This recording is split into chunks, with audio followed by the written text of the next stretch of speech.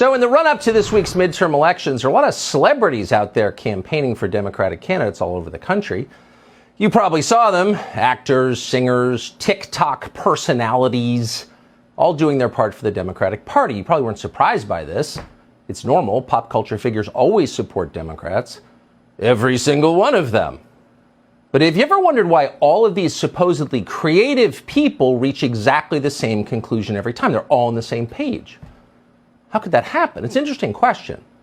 We don't know the answer, but you should consider what happened when one of the most famous singers in the world broke with the herd. On November 19th, 2016, a week and a half after Donald Trump won the presidential election, Kanye West, now known as Ye, held a concert in Sacramento. Most people in the audience were, of course, young people and presumably Hillary Clinton voters and presumably deeply disappointed by her loss a week and a half before. So in the middle of the show, West stopped performing and started talking about politics. Google lied to you, he said, by suggesting to its users that Hillary was going to win. Quote, Facebook lied to you. I'm not here to massage you with a fake truth telling you that Hillary's going to win over and over and over. You were lied to by Google. You were lied to by Mark Zuckerberg. Middle America, West continued, showed you how they felt. Well, at this point, some of the audience began to boo, but West kept going. He complimented Donald Trump repeatedly.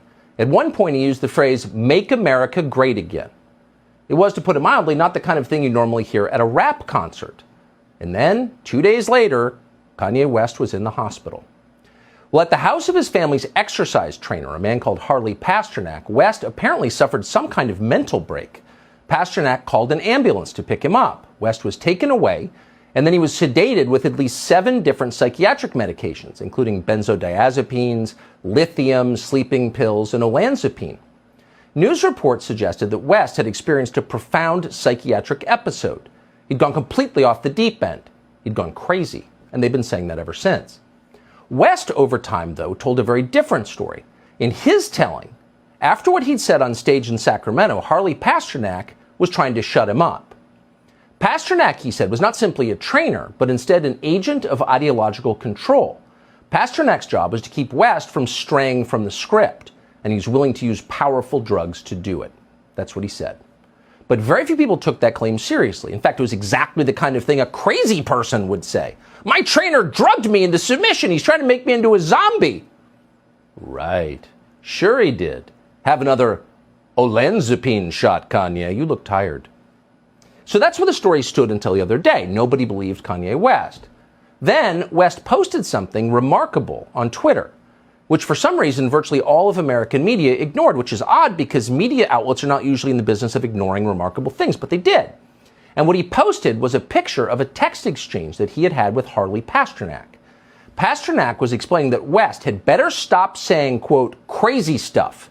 In other words, he'd better get back on script, or else he would be severely punished. Quote, second option, if you don't shut up, quote, I have you institutionalized again, where they medicate the crap out of you, and you go back to zombie land forever. Play date with the kids just won't be the same.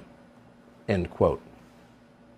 Try if you can to imagine a more sinister threat than that, a more chilling threat than that. Do what I say or I will turn your brain to mush. I will destroy your relationship with your own children. I will send you back to, quote, zombie land forever. Effectively, I'll kill you. Now, keep in mind, this is from West's, quote, trainer, not his physician. This is the guy he'd hired to help him do squats. A trainer? Really? Do they talk like that at your gym? Probably not. So what's going on here exactly?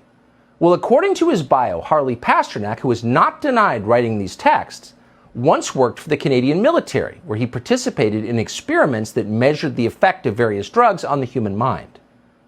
Is that training relevant to this story? We don't know. We do know that based on this text exchange, which again, Harley Pasternak has not said is untrue or fake, on the basis of that, law enforcement agencies definitely ought to be looking very closely at Harley Pasternak, who, by the way, apparently has dozens of other celebrity clients, some of whom seem to be out there campaigning. Based on these texts, this looks like a crime. Why is no one investigating it? The fact that no one is investigating it tells you a lot.